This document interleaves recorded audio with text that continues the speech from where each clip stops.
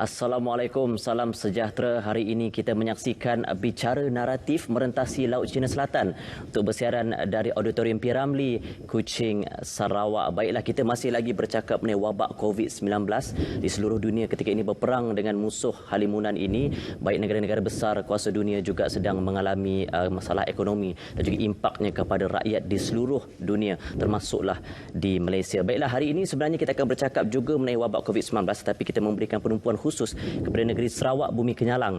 Apakah impaknya kepada rakyat dan juga ekonomi negeri, dan juga apakah tindakan dan juga respon daripada pucuk pimpinan negeri dalam menangani impak kepada negeri Sarawak Bumi Kenyalang ini. Dan kita juga pada hari ini akan melihat bagaimana apakah tindakan kerajaan untuk membantu rakyat Sarawak dan apakah tindakan mereka pasca COVID-19. Saya rasa suka untuk saya perkenalkan tetamu saya pada malam ini, individu paling tepat untuk memberikan suluhan topik pelan tindakan Sarawak untuk COVID-19. Tapi sebelum itu, apa kata kita saksikan dulu infografik yang kami sediakan ini.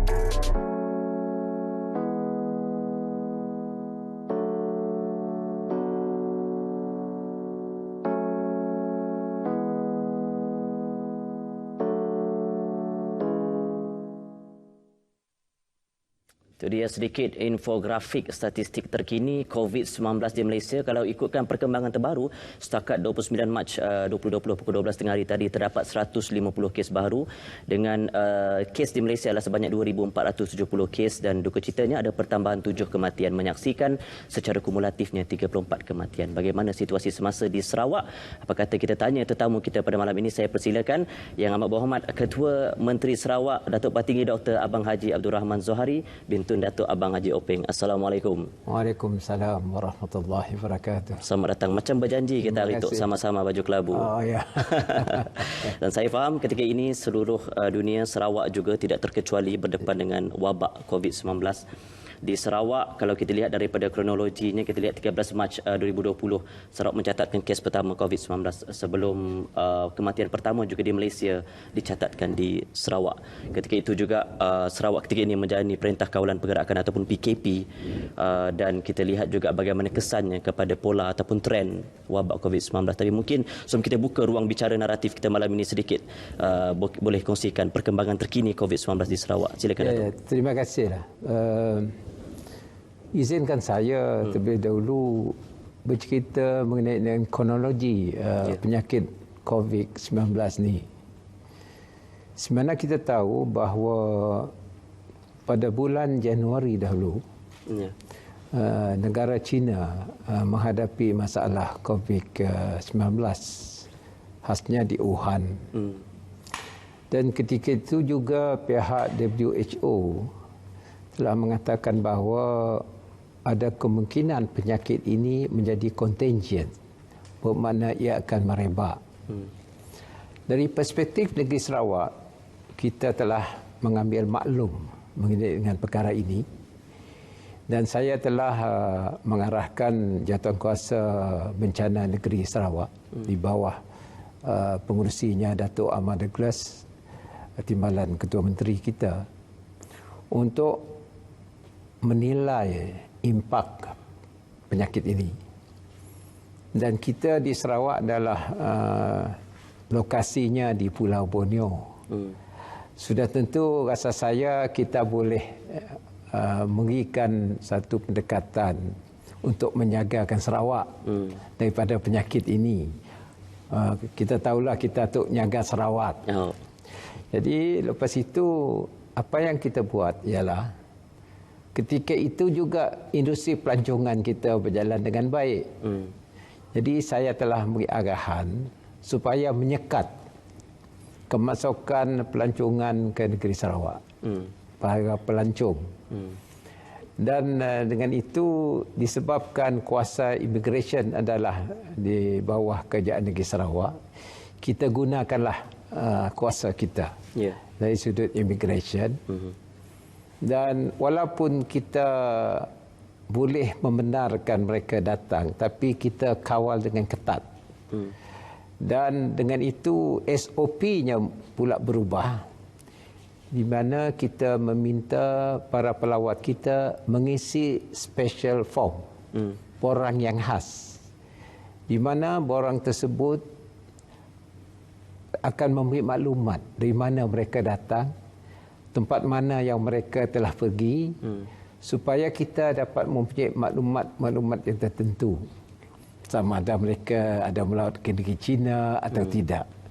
Jadi sebab itu kita ketatkan pintu masuk kita, lapangan terbang, dan juga ICQ kita, CIQ tempat kita. Dalam hal ini memang ada orang tak senang dengan pendekatan negeri kita. Nampak agresif. Ada yang menulis surat kepada saya kena diketatkan begitu. Tetapi kita di negeri Sarawak mengambil pendirian berhati-hati. Dan selepas itu kita melihat pada bulan Mac kita menghadapi gelombang kes kedua yang pertama dan juga membawa kepada kematian. Maka sebab itu saya rasa kronologinya kita hendaklah mempunyai satu pendekatan untuk menjagakan pintu masuk kita dan mengetatkan kemasukan orang luar ke negeri kita.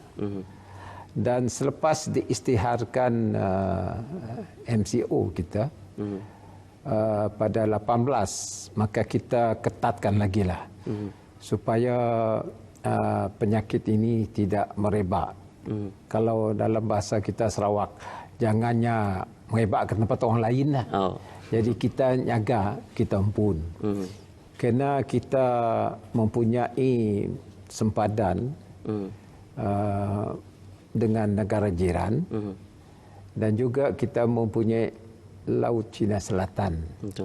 Maka dengan adanya keadaan geografi kita, pendekatan kita ialah selain daripada geografi, dan juga kita menghendakkan rakyat menjaga kebersihan diri dan juga kawasan kita masing-masing. Ini kronologinya.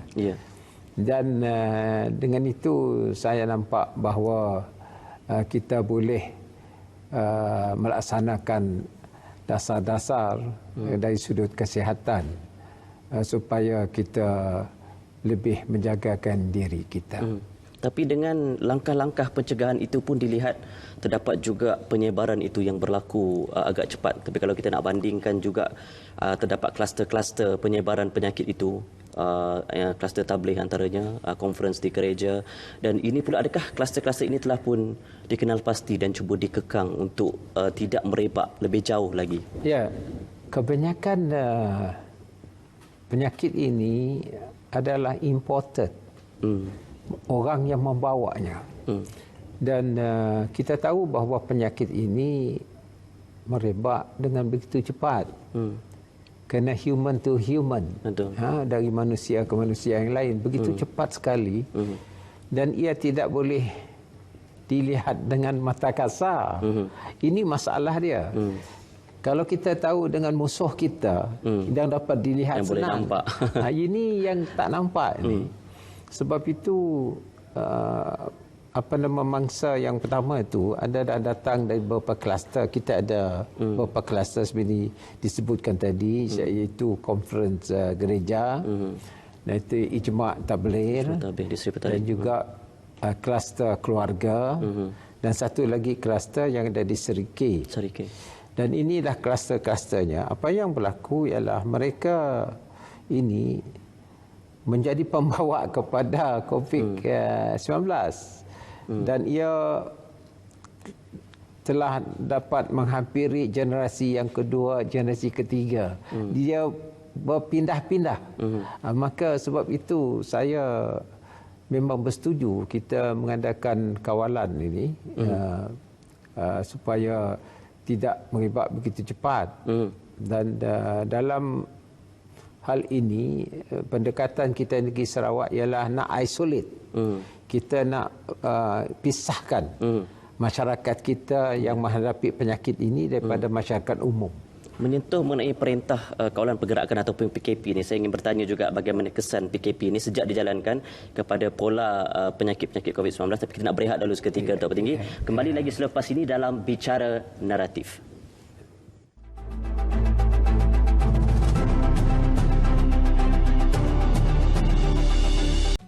Itu dia tadi sedikit pesanan khidmat masyarakat daripada Anding. Itu di antara langkah-langkah yang diadakan oleh RTM Sarawak untuk sentiasa memberi peringatan kepada anda untuk mengikuti perintah kawalan pergerakan, jaga jarak anda, penjarakan sosial dan juga jaga kebersihan, jangan keluar jika tidak perlu dan banyak lagi. Sebenarnya jika semua kita menjalankan tanggungjawab, memainkan peranan kita masing-masing, pastinya kita dapat mengekang dan menghentikan penularan wabak COVID-19 ini. Dan juga saya nak wawarkan kepada anda untuk berinteraksi secara interaktif dengan kami di ruangan Facebook Berita RTM, di ruangan Bicara 5 dan juga saksikan kami melalui My Freeview 123 dan juga saluran TV1.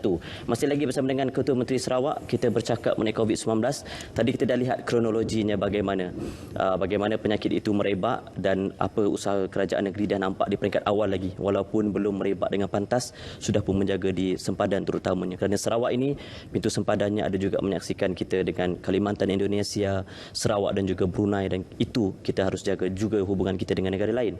Dan perintah kawalan pergerakan pada mulanya 18 Mac sepatutnya berakhir pada hujung bulan ini, tapi dilanjutkan dengan pengumuman daripada Yang Berhormat Perdana Menteri sehingga ke-14 April. Tapi jika diperhatikan di Sarawak itu sendiri, bagaimana penerimaan masyarakat Sarawak dengan PKP dan juga dari segi pematuhan mereka setakat ini, Datuk? Ya, apabila dia umumkan mula pada 18 hari bulan PKP ini, sambutan pada hari pertama tidaklah begitu memuaskan. Yeah. Mungkin disebabkan itu adalah yang pertama, ada orang yang tak tahu. Tapi nampaknya hari kedua dan hari ketiga kita ada mesyuarat dan kita telah berbincang supaya diperketatkan lagi.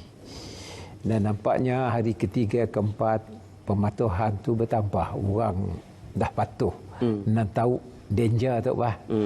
Jadi ini yang berlaku dan saya mengucap terima kasih kepada rakyat di negeri Sarawak kerana respon dengan kawalan yang telah diumumkan. Walaupun ada yang rasa boring diam di rumah ataupun rasanya selalu keluar, tapi tu tang diam dalam rumah aja. Mungkin macam cultural shock lah. Tapi saya nampak bahawa pada hari ini ia telah begitu baik dan kepatuhannya mengikut angka yang diberi oleh pihak polis kepada saya. Lebih kurang 95%. Bermakna orang dah mulai tinggal di rumah. Walaupun ada ketua keluarga keluar untuk membeli barang keperluan, maka ia telah dibolehkan. Dan juga kita mengetatkan juga kawasan-kawasan tertentu supaya jangan orang berkumpul dalam satu kumpulan yang agak besar. Dan ini telah berjalan dengan baik dan dengan itu kita nampak bahawa kita dapat kawallah merebaknya penyakit ini. Walaupun pada hari ini kita melihat bahawa kes yang ada di Sarawak ialah 129 hari ini. Semalam 118. Yeah. Tapi hari ini bertambah dengan 11. Dan ini kes yang positif. Ada pula kes-kes yang dalam investigation lah, siasatan. Dan ini akan sedikit sebanyak determine angka itu. Tetapi pada keseluruhannya saya nampak bahawa kalau kita berdisiplin sedikit, jangan kita keluar dan kita dapat berdisiplin diam di rumah, saya fikir angka ini boleh menurun. Kerana life cycle dia 14 hari ini. Kalau selesai 14 hari, kemungkinan ia dapat dikurangkan. Itulah harapan kita. So, kalau kita saksikan daripada jumlah pertambahan walaupun meningkat, tapi kita dalam usaha kita untuk flattening the curve itu nampak hasilnya.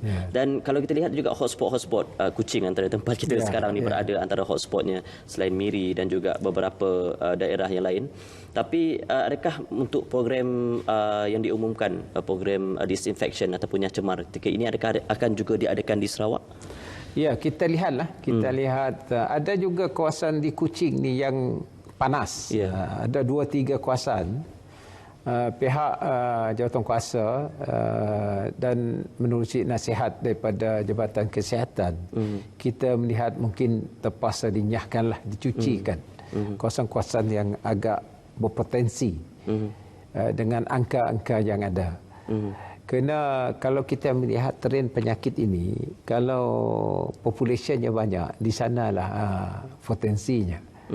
Dan kalau kita dapat isolate section of the community itu, sebahagian daripada community itu ke satu tempat yang kita tahu, maka kita boleh mengawal penyakit itu daripada merebak. Inilah pendekatan kita.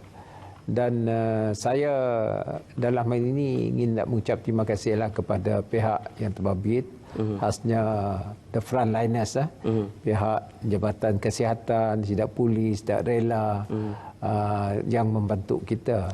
Lebih-lebih lagi masyarakat sendiri.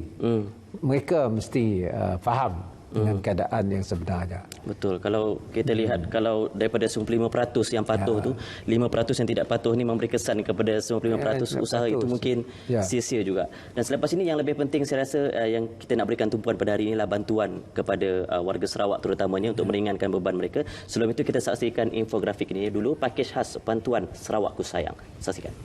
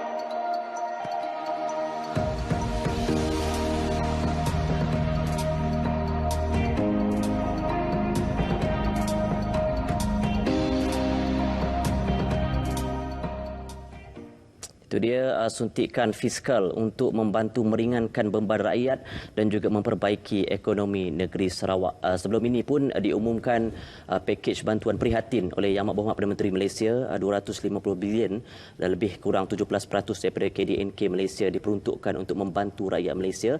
Jadi segenap lapisan masyarakat, bukan Makcik Kia saja tapi kesemuanya menerima manfaat daripada suntikan tersebut. Dan juga Sarawak diumumkan lebih awal lagi sebenarnya, agak mirip, berpaksikan rakyat pakej bantuan bernilai 1.15 bilion oleh Yang Amat Berhormat Ketua Menteri Sarawak sendiri. Jadi kita nak tanyalah untuk bantuan ini, pakej bantuan khas Sarawak Ku Sayang, namanya pun cukup mesra dengan rakyat. Apakah teras ataupun asas kepada pakej bantuan ini?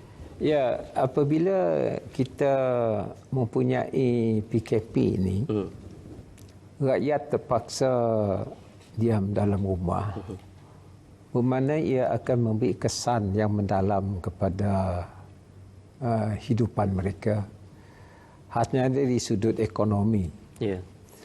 Maka saya telah melihat bahawa dalam hal ini consumption akan menurun. Orang tidak akan membeli barang, orang tidak berbelanja. Bermakna dalam sudut ekonomi, apabila permintaan itu kurang, bermakna ia akan menjejaskan sistem aliran wang yang ada di dalam ekonomi. Sebab itu saya rasa bahawa consumption ini, daya beli itu mesti ditambah dengan kerajaan memberikan bantuan secara yang lebih mendalam dan dapat membawakan keadaan ekonomi balik seperti sedia kala. Sebab itu Kerajaan Negeri Sarawak telah mengumumkan bantuan Sarawakku Sayang 1.15 bilion. Dan semalam saya tambah lagi 16.4 million untuk membantu masyarakat yang memerlukan bantuan, orang miskin, orang kampung dan seterusnya. Apa yang kita laksanakan ialah apabila kita berikan bantuan ini, maka consumption itu akan meningkat. Dan kita beri B40 1,500. Ya. Tapi bayarannya dalam 6 bulan. Mulai daripada bulan April. Dan ini dapat menjanakan banyak spillover dalam ekonomi kerana kita ada mengikut Jabatan Inland Revenue, mereka ada mempunyai senarai 430,000 orang. Bermakna dalam hal ini kerajaan memberi bantuan 645 million untuk masyarakat kita ini. Dan nombor duanya, kita mesti menggerakkan SME kita. Ya. Dan pada bajet yang lepas kita telah meluluskan 30 juta. Maka kita tambah lagi 20 juta. Ia akan memberikan suntikan pinjaman kepada SME supaya mereka dapat meneruskan usaha-usaha mereka. Selain daripada itu, kita beri juga bantuan kepada frontliners kita. Dan ini sudah tentu dapat membantu mereka. Juga lebih kurang 18 juta. Ya. Dan yang lain tu yang kita beri adalah dari sudut diskaun. Kita tenaga elektrik, kita beri diskaun antara 10 hingga 25%. Itu makan belanja lebih kurang 166 juta. Dan kita juga beri diskaun kepada bekalan air. Diskaun juga kepada asesmen rumah kita seluruh negeri Sarawak. Dan ini sudah tentu mengurangkan pendapatan pihak yang berkuasa, tapi negeri Sarawak akan tanggung. Kerajaan Sarawak akan tanggung. Bermakna dalam hal ini disposal income akan bertambah. Mereka tak payahlah bayar termasuk hawkers license. Tak apalah, kita kasi free sampai bulan 12. Dia tak payahlah bayar itu, dia tak payah bayar assessmentnya, dia ada diskaun. Bermakna di ekstra tu dapat digunakan untuk mereka berbelanja. Jadi inilah dasar fiskal kita. Betul. Kerana selalunya kalau keadaan begini, intervention mesti datang daripada kerajaan untuk injekkan wang di dalam ekonomi kita. Sebab itu kerajaan kita meluluskan 1.15 bilion dalam masa 6 bulan. Tetapi seperti mana kita tahu PKP bertambah lagi 2 minggu. Yeah. Maka saya akan menilai semula sektor-sektor yang harus kita bantu, sebab penjajah kecil akan tidak dapat berniaga 2 minggu lagi. Dan juga banyak sektor-sektor yang lain, umpamanya pengeluaran, supaya tidak menjejaskan mereka yang bekerja. Saya akan lihat perkara ini, walaupun kerajaan pusat di bawah dasar Prihatin telah memberi wang kepada mereka, mungkin ada yang tercicir. Maka kerajaan negeri akan membantu yang tercicir ini. Saya akan nilai semula apa yang harus kita beri kepada rakyat, dan selepas 6 bulan ini kita lihat bagaimana impaknya. Dan kalau impaknya positif, mungkin ekonomi kita akan menjadi normal. Dan ini adalah tanggungjawab kita sebagai kerajaan. Dan alhamdulillah setakat ini kita adalah cara-cara kita untuk membantu rakyat yang terjejas ini. Itu yang kita harapkan sebenarnya. Sebab kalau kita lihat COVID-19 ini memberi kesan kepada ekonomi yang pelancongan memang antara yang terjejas teruk, dan juga sektor-sektor industri kecil dan sederhana, peniaga IKS juga ramai yang terjejas. Jadi melalui suntikan fiskal ini diharap dapat membantu mereka memulihkan perniagaan, mencari, kita katakan, untuk memulihkan semula keadaan ekonomi mereka. Saya ingin nak buat satu penjelasan. Yang saya umumkan itu adalah short term. Jangka pendek. Itu adalah jangka pendek.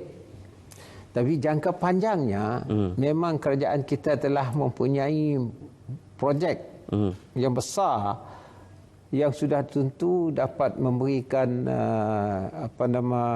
kegiatan ekonomi yang memberikan growth yang baik. Antaranya saya telah mengumumkan lebih kurang 12 bilion dalam masa 3 tahun ini, termasuk jalan pesisir, jambatan, lepas tu bekalan elektrik, bekalan air luar bandar. Kalau jalan pesisirnya 6 bilion, bekalan air dan elektriknya 5 bilion.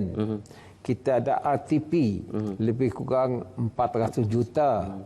Dan kita ada pula projek rakyat 300 juta. Yang satu lagi, kita nak membaiki sekolah daif, di mana kerajaan Sarawak telah memberi 1 bilion untuk kerajaan pusat membaiki sekolah kita. Ini semuanya akan memberi kesan kepada ekonomi kita. Ini jangka panjang. Ini yang ingin saya sentuh sekejap lagi, sebab bagaimana kesan untuk jangka panjang. Kita perlu juga pulih selepas ada COVID-19, tapi kita nak berjeda dulu seketika, kembali lagi selepas ini dalam Bicara Naratif.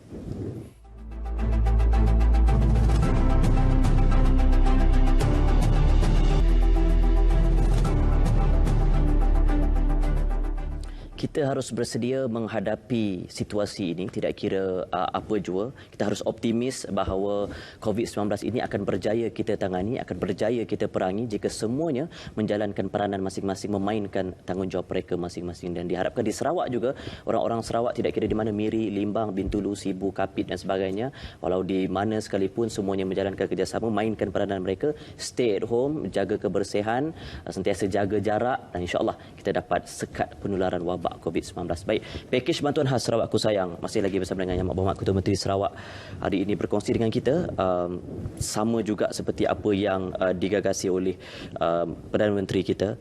Semuanya harus diberi bantuan, tidak kira peringkat bawah, pertengahan ataupun tinggi. Mereka peniaga juga diberi bantuan. Dan tadi menyentuh mengenai bantuan yang juga meliputi frontliners, barisan hadapan kita. Mereka inilah yang berjuang siang dan malam, ada yang tidak tidur, ada yang meninggalkan keluarga untuk berdepan dengannya. Itu saya rasa satu bantuan yang disambut baik oleh rakyat Sarawak. Dan timbul juga satu persoalan dari segi eligibility, kelayakan dan juga pengagihan bantuan-bantuan ini, bantuan tunai terutamanya. Jadi adakah mereka ini perlu melalui satu saluran untuk memohon, dan bagaimana mereka di luar bandar? Bagaimana pengagihan ini? Adakah sama juga dengan BSH ataupun ada salurannya tersendiri untuk negeri? Ya, sebenarnya kita nak mempercepatkan supaya kita dapat mengeluarkan agihkan apa yang telah kita umumkan. Maka kita gunalah sistem yang ada sekarang ini, yang digunakan oleh Kerajaan Persekutuan melalui Jabatan Senarai di Jabatan Inland Revenue. Dan kita gunakan, dan kita ada pasokan di bawah Setiausaha Kerajaan Negeri kita dengan pegawainya untuk mempunyai satu sistem, khususnya yang 645 juta ini yang kita hendak agihkan mulai daripada bulan April ini hingga 6 bulan lah. Mungkin ada yang mendapat tiap-tiap bulan, kita kredit kepada akaun mereka. Yang keduanya, mereka yang tidak ada akaun, maka kita terpaksa buka kaunter. Sama ada kita agihkan dalam masa 2 bulan sekali. Bermaknanya mereka patut menerima RM250 satu bulan. Mungkin kita agihkan tiap-tiap 2 bulan, 500 dalam masa 6 bulan, mengikut keadaan. Kalau mereka tidak ada akaun. Kalau yang ada akaun, senanglah, kita kredit saja. Masuk akaun saja. Kepada mereka yang orang kata digitally literate, dia guna Sarawak-Pay, masuk akaun Sarawak-Pay. Ini semua cara-caranya yang akan diputuskan oleh jawatankuasa yang diperusi oleh Setiausaha Kerajaan Negeri. Dan saya harap dalam masa 6 bulan semua dapat menerima 430. Yang lain tu adalah allowance insentif. Macam PDRM, dia ada anggota 3,000 lebih, 3,300. Mereka mendapat RM200 sebulan. Begitu juga Angkatan Tentera, begitu juga Immigration. Dan juga pihak frontliners daripada kesihatan, dia 300 sebab mereka berhadapan di tempat mereka bekerja. Jadi inilah insentif-insentifnya yang akan kita beri. Dan untuk pinjaman SME, kita telah meminta Kementerian Trade kita di bawah Datuk Ahmad Orang Tengah untuk menilai bagaimana kita memberikan pinjaman SME menerusi SCDC dan juga Agrobank. Dan inilah salurannya. Ini yang telah kita tetapkan dalam bantuan 1.15 bilion. Yang lain tu umpamanya yang saya umumkan semalam, saya nak tambah kepada mereka di bawah Jabatan Masyarakat, Kemajuan Masyarakat, akan diselaraskan oleh Datuk Seri Fatimah. Mereka akan mengeluarkan bahan-bahan makanan yang dikendaki khasnya dalam bandar dan juga luar bandar. Masalah rangkaian makanan ini juga penting untuk beri kepada masyarakat luar bandar. Betul, sebab timbul kegusaran juga sebab bila dipanjangkan Perintah Kawalan Pergerakan PKP ini sehingga 14 April, dan kita tidak tahu diharapkan sehingga itu saja, tapi ada kegusaran juga timbulnya mungkinkah berlaku kekurangan bekalan makanan di kawasan-kawasan bandar dan luar bandar. Bagaimana kerajaan negeri memastikan isu ini tidak ditangani dengan segera? Saya telah membentuk satu jawatankuasa kecil di bawah Datuk Ahmad Orang Tengah, Datuk Seri Fatimah dan juga pegawai-pegawai kerajaan, termasuk di peringkat bahagian dan daerah.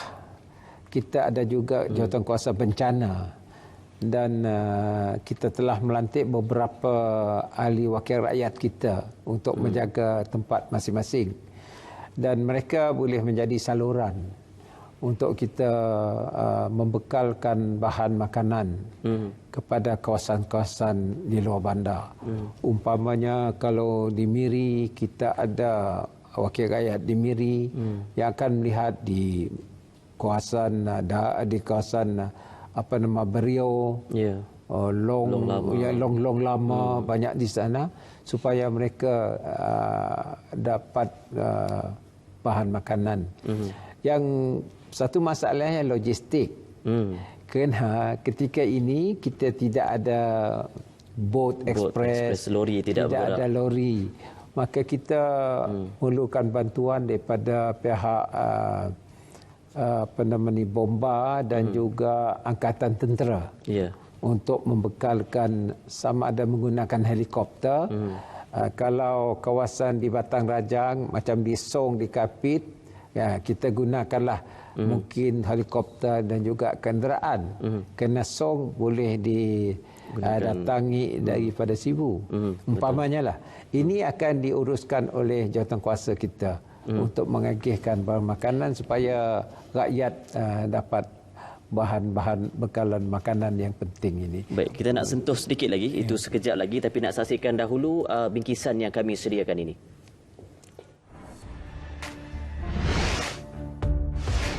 Nyeman Nuan dipinta diau kediri dalam rumah. Nuan nak tahu nak diau bak dalam rumah aja.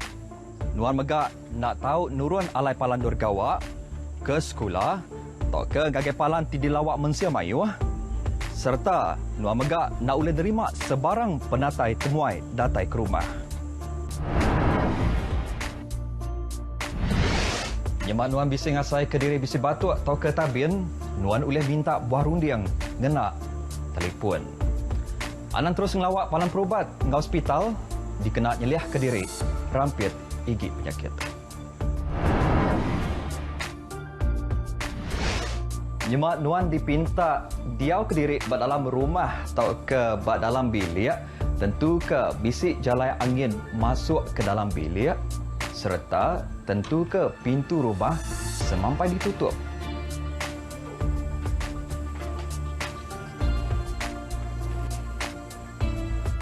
Nyemak Nuan berkongsi bilik mandi atau ke ngenak bilik mandi, tentu di orang bukai, anang berkongsi tawil mandi, engkau perengka kena mandi.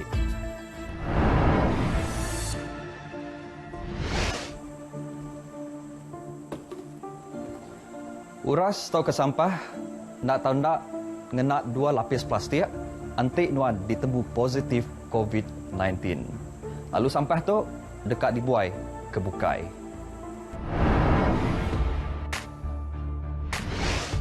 Tiap 4 ikut hari 5 ikut orang kekena rampit dengan penyakit COVID-19 tu dekat berengkah hari tanah biasa saja. Yang kebuah berguna amat kita ngengkah ke sidak tu Kediri. Laban dekat mantuk nagang penyakit tu ngelekai ngagai orang bukai. Kelebih hagi ngagai sidak ke bisik berpenanggul bak pengerai. Itu dia tadi pesanan khidmat masyarakat daripada Buma dalam bahasa Iban, etnik majoriti di Sarawak. Di antara mesej-mesej yang disediakan oleh RTM Sarawak, semua peringatan telah pun diadakan. Seri Paduka Baginda Yang di-Pertuan Agong, Yang Amat Berhormat Perdana Menteri berikan peringatan, juga menadah tangan berdoa untuk kita. Diharapkan kita sebagai rakyat ini mainkan peranan kita, stay at home dan kurangkan risiko jangkitan wabak COVID-19. Masih lagi bicara naratif malam ini, semakin rancak perbualan bila berbicara mengenai suntikan fiskal ini, bantuan kepada mereka terutamanya rakyat yang berpendapatan rendah, kerana di akhirnya nanti seperti mana yang Datuk Pattinggi cakapkan tadi, mereka yang berada di Song bergantung pada bot ekspres di Bario, di Long Lama dan sebagainya, di Belaga, mereka ini perlukan pengangkutan. Mungkin masalah tu tidak sama dengan di bandar, tapi bila tiada pengangkutan, tidak sampai barangan itu ke selling point mereka, tempat jualan itu. Kerana di akhirnya nanti yang penting adalah makanan di atas meja, food on the table. Jadi seterusnya pula kita nak operasi kedai ini, kedai ataupun organisasi-organisasi perniagaan terutamanya 7 pagi sehingga ke 7 malam. Sekarang ini berkuat kuasa. Jadi apa signifikan di sebalik arahan ini dan apakah industri yang diberikan pengecualian untuk operasi 7 pagi hingga 7 malam ini, Datuk? Ya, kita telah membuat keputusan supaya semua operasi ditutup antara 7 malam hingga 7 pagi. Dan ia boleh berbuka daripada ke 7 pagi lah. Kerana ada juga kegiatan-kegiatan ekonomi kita. Orang pergi keluar, orang nak beli sayur, orang nak beli barang. Ya? Jadi kita bukalah ruang kepada mereka. Tetapi janganlah keluar begitu banyak dalam kumpulan. Kerana kita bukan curfew. Kita hanya mengawalkan pergerakan. Jadi bermakna apabila kita buka tu, untuk industri-industri yang penting ataupun kedai-kedai yang agak penting lah. Khasnya bekalan makanan. Yang lain tu tidak berapa penting rasa saya. Yang ini penting supaya tidak terputus belanja dapur. Terputus yang sentiasa ada. Sebab kita buka ruang ini. Dan yang lain tu kita mesti ketatkanlah. Kerana pentingnya kita nak putuskan rangkaian kuman ini, COVID-19 ini, kita nak putuskan. Yang ini lebih penting. Kerana kalau kita balik kepada keadaan sedia kala, dah tak ada masalah lah. Hanya yang kita tak kalah bagaimana kita nak kata orang menguatkan keadaan ekonomi kita. Termasuk di kampung, di rumah panjang, di kampung-kampung kita. Sebab itulah kita rasa waktu tu, cakap Sarawak lah, waktu tu kita di Sarawak tu, mesti jaga kita pun. Kerajaan negeri Sarawak akan sentiasa memikul keutamaan. Kedak ni naga kita pun tu. Alhamdulillah ketika tu saya rasa kita boleh buat keputusan kita pun. Kalau kita bandingkan, saya umumkan lebih awal bantuan. Bukan saya kata si ngenang kerja pusat, terima kasih lah. Tapi takut-takut lambat. Jadi kita terpaksa jaga kita pun dulu. Saya umumkan awal. Bukan kita nak banding. Saya minta maaf, janganlah banding saya dengan negeri-negeri lain. Kerana negeri kita begitu besar. Kalau kita banding sinunya sebuah negeri, kita agak bahagian. Equivalent tu sebuah negeri. Jadi sebab itu, dari perspektif Sarawak, cara kita berlainan sedikit. Cara kita berlainan, dan insya-Allah ketika ini saya rasa saya dan rakan-rakan saya dalam kabinet Sarawak dan juga rakan-rakan kita yang lain, pendekatan kita berbeza sikit daripada Kuala Lumpur. Dan kita bersyukur kepada Allah Subhanahu Wa Taala, rezeki kita ada dan kita agihlah rezeki ini untuk rakyat. Dan saya jangkakan bahawa apabila kita urus ekonomi kita dengan baik, dengan sumber kita urus dengan betul, insya-Allah ekonomi kita akan balik semula. Tetapi yang penting ni kita lawanlah COVID-19 ini. Ini yang penting. Tapi segenap pelusuk kita berlawan dengan COVID-19 ini pun ada juga yang mengambil kesempatan dengan menyebarkan berita palsu, dan ada beberapa berita ini cukup pantas bergerak. Saya rasa lebih pantas bergerak daripada berita-berita RTM, dan ini yang saya akan tanya sekejap lagi, tapi kita nak rehat dahulu seketika. Kembali lagi dalam Bicara Naratif selepas ini.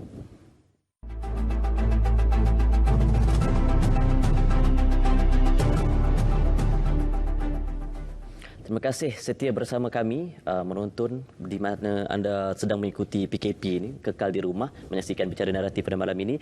Tadi kita sempat berbicara sedikit mengenai berita palsu yang tular di Facebook terutamanya dan juga WhatsApp. Dan ada berita dia berlaku di Sabah, tapi saya tak pasti tempiasnya kena di Sarawak atau tidak. Kena makan telur rebus sebelum jam 12.30 malam. Ada lagi berita seperti itu. Maka berduyun-duyunlah mereka merebus telur ketika malam itu. Dan di Sarawak juga saya tak pasti tempiasnya kena atau tidak ke sini. Tapi ada juga berita yang baru-baru ini lockdown di kampung-kampung tertentu di Sarawak. Saya rasa saya kurang faham mengapa perkara ini berlaku. Menyebarkan berita palsu seolah-olah ia langsung tidak membantu situasi ketika ini. Di peringkat kerajaan pusat, di peringkat persekutuan ada langkah-langkah mereka menerusi SKMM dan PDRM juga. Di peringkat kerajaan negeri pula, apakah langkah-langkah untuk mengatasi perkara ini? Ya, kita memang memantau perkara-perkara ini sebab orang yang menggunakan sosial media ini, internet ini, ada orang yang ikhlas satu kumpulan, ada pula kumpulan kedua yang sengaja membuat berita-berita gini. Entertainment lah. Kira-kira hati. Kira-kira hati. Ada yang ketiganya mungkin orang tu sentiasa salah. Ini kumpulan-kumpulan. Jadi nasihat saya, ignore ajalah. Nak kena tu dengar apa yang dikeluarkan oleh pihak-pihak yang berkuasa. Saluran kita macam RTM, saluran media yang boleh memberi nasihat, dan juga saluran yang diberi kuasa oleh kerajaan. Kita dengarlah yang itu yang betul. Macam-macam teori dengar saya. Kini tu pelik-pelik je cerita. Jadi bermakna ada yang bukan doktor macam doktor. Jadi pandai ini, doktor. Ini yang berlaku hari ini. Jadi orang pun kadang-kadang betul ke tak? Betul ke tak? Ini masalahnya. Tapi saya rasa nasihat saya, dengar sajalah apa yang dikeluarkan oleh yang berkuasa. Kalau medianya macam RTM yang ada kuasa untuk menghebarkannya, ataupun kita ceklah dengan mereka-mereka yang ada sebelum kita menyebarkan. Yang masalah dia tu macam COVID-19 juga. Satu start, yang lain forward. Jadinya pun berjangkit-jangkit. Jadi kita ada penyakit lain juga. Jadi kita terpaksa kawal penyakit tu. Tapi saya berharap semua rakyat kita berdisiplin waktu tu. Kerana ialah masa depan kita, keluarga kita dari sudut kesihatan. Daripada sudut ekonomi, insya-Allah saya dan rakan kita dah belajar dulu daripada SARS. Dan saya rasa di dalam teori ekonomi lah, kalau ada recession ataupun keadaan yang tidak menentu begini, kerajaan akan intervene. Jadi fiscal policy kita mesti baik. Dan juga membantu sasaran rakyat kita. Ini yang saya laksanakan. Dan seterusnya, waktu susah ada caranya, waktu senang lain caranya. Kita jangan waktu senang jangan boros. Sebab itu orang kata tidak akan matahari sampai ke petang. Mesti ada hujan, takdir hujan. Jadi inilah masanya kita gunakan apa yang ada pada kita. Dan kalau keadaan dah baik pulih, kita rancaklah ekonomi kita dan kita tingkatkanlah simpanan kita. Jadi ini sepatutnya cara kita menguruskan ekonomi kita. Apa persediaan Sarawak pasca COVID-19 ini? Pastinya rakyat Sarawak terutamanya menantikan seronok kita dapat insentif-insentif ini, tapi di akhirnya nanti ekonomi negeri juga harus pulih ke arah kita matlamat negeri maju berpendapatan tinggi 2030. Apakah langkah ataupun langkah-langkah proaktif Sarawak itu? Kita memang sudah ada roadmap hingga ke tahun 2030. Yang itu akan berterus berjalan. Yang kita buat hari ini adalah short term, jangka pendek untuk membantu rakyat. Tetapi dalam keadaan yang sedemikian, apa yang perlu ialah kita pulihkan consumption kita. Di samping itu kita laburkan juga investment kita dalam perkara-perkara yang strategik, termasuklah bangunan sekolah, jalan raya, bekalan api, bekalan air. Ini akan memberikan impak kepada ekonomi kita, termasuklah pertanian, pelancongan dan seterusnya selepas COVID-19 ini. Kita mesti ada apa dikatakan pendekatan roadmap yang strategik selepas ini. Dan insya-Allah bagi negeri Sarawak kita akan memikirkan sesuatu yang baik untuk negeri Sarawak. InsyaAllah kita jaga negeri kita pun dulu. Betul. Kita fokus negeri kita pun. Nak cita-cita orang lain sibuk dia dengar dulu. Fokus saja. Fokus betul-betul demi untuk rakyat kita. Inilah apa yang diambil, pendirian diambil oleh saya dan rakan-rakan saya. InsyaAllah sama-sama kita dapat saksikan juga kerajaan negeri begitu proaktif, tidak menunggu untuk memberikan satu-satu bantuan ataupun menjalankan satu tindakan ekonomi terutamanya. Baik, kita di 1 minit terakhir ini terasa sebenarnya lebih sejam masa kita bersama hari ini. Untuk titipkan sedikit pesanan dalam masa Sarawak pun sidahal kepada warga Sarawak terutamanya masa mereka sedang berada di rumah ini, sabar, boring-boring orang madah, apakah yang harus dilakukan, apa yang boleh mereka bantu untuk Sarawak terutamanya dalam wabak COVID-19 ini? Saya nak pesan ajalah dalam masa 14 hari itu dan juga 14 hari yang akan datang, kita disiplin sikitlah. Jangan keluar si buah nak gaguh gila lah. Gaguh hal diri aja supaya jaga kesihatan. Lepas dia kata orang kita berdoalah semoga kita dijauhi daripada malapetaka COVID-19 tu. Saya rasa tidak lain daripada berdoa. Usaha dah kita buat, tapi kita mesti doa mengikut kepercayaan kita masing-masing. bagi orang Islam, saya ada buat pesan lah. Apa yang saya tahu lah. Kita sembahyang 5 waktu, ya sujud yang akhir. Doakanlah. Dan sujud yang terakhir supaya kita dijauhi daripada penyakit yang merebak ini dan keadaan kita balik semula. Dan doa itu penting juga. Dan selain pada itu, kita berusahalah menjaga keluarga kita pun, anak kita berkeliaran, jangan suruhnya keliaran, suruhnya balik. Ibu Melayu. Dan suruh jaga diri pun lah. Diam di rumah, jangan dengar berita pelik-pelik juga. Barang tempelik si boy kot gila lah. Jaga kita pun aja. Baik. Terima kasih banyak hari ini bersama dengan kita. Itulah dia pesanan daripada Yang Amat Berhormat Ketua Menteri Sarawak, Datuk Patinggi Abang Johari Tun Openg hari ini. Terima kasih bersama kami bicara naratif sehingga ke akhir rancangan. InsyaAllah ada masa kita berjumpa lagi. Assalamualaikum dan selamat malam.